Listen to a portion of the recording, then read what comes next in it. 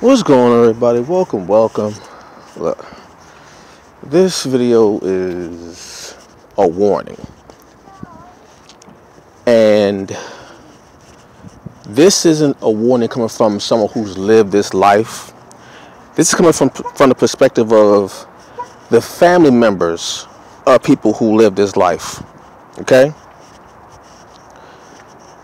The streets don't love you. I'm gonna say it again. The streets don't love you.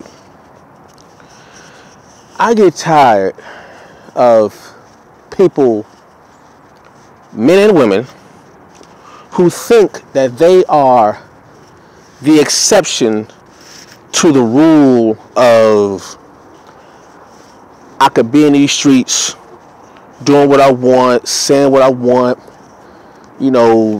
doing my stuff, illegal, whatever, getting into that life, and thinking that they're going to be the exception to get away with no scratches. That don't work. The streets don't love you, man. I've seen too many family members either go to jail or get shot, or just worse, being in that life. Or here's the thing, even if you're not a part of that life, even if you're associated with someone who is, and by that life I mean illegal stuff, it costs too much, man. It costs too much. You can lose your freedom, or you can lose your life messing around with these streets. And when things get thick,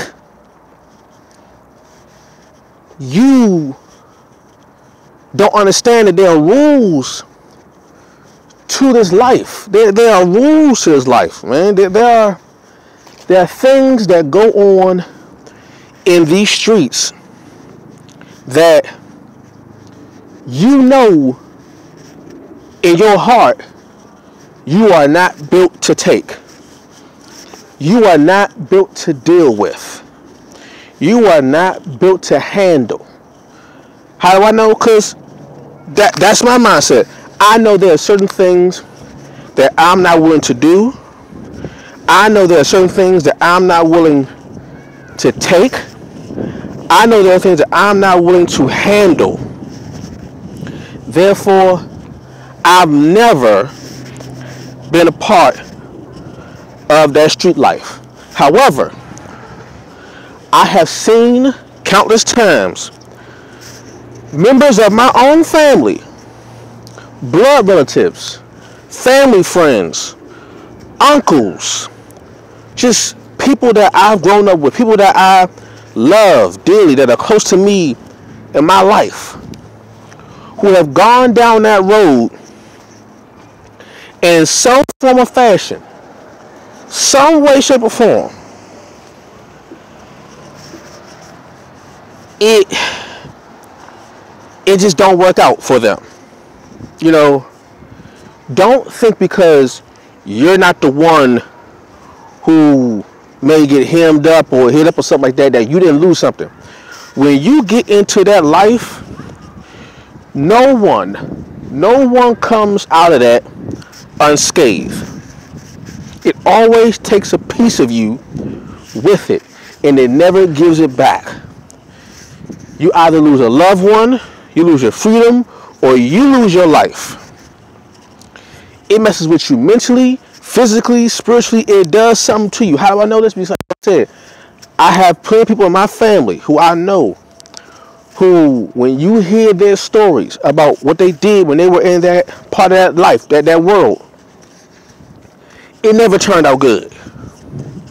Even if they made it out alive, they have more horror stories than good stories. The streets don't love you, man. I mean, we all heard about the news about the Tekashi 6ix9ine, stuff like that, and all that. Tekashi is just one example of when what James Chappelle said, when keeping it real goes wrong. You know, when you portray yourself to be this particular image, knowing and everybody knows that it's not really you, and people have told you plenty of times that this ain't you, like you talking this way, but you are not built for this. This isn't for you. Listen to people like that, man, because when it really gets thick and you or your peoples get caught up and you stand in front of that judge and that judge throw up football numbers that you ain't trying to catch,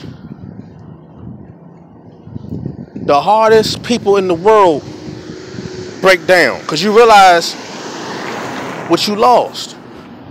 You lose your you lose your freedom.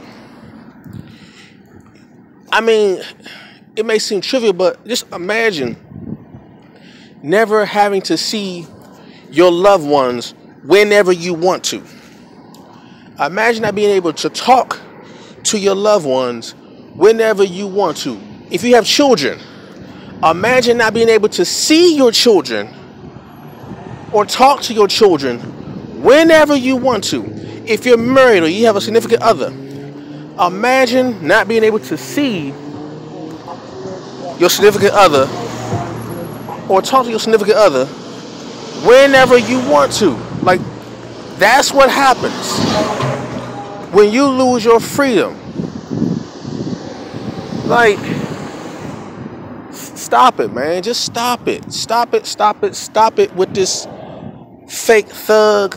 I'm in the streets, I do this stuff about this life. And see, the crazy part is, when it happens like that, it really don't even be actually the main person. It's always the hanger-ons, the clique, the crew. It's always your boys, your mains, your girls, your homegirls. It's always them that does the actual hurting. But you, being the most visible, get caught up. Your name is the most popular. Don't nobody know or care about your homeboy that you knew since you were 5 years old. Nobody care about that person.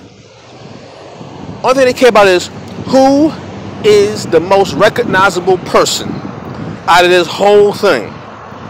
If we get him, everybody fold. Like, you already the story about the mob bosses and all these big crime families and all that stuff and how they all fell. It was never the soldiers that broke.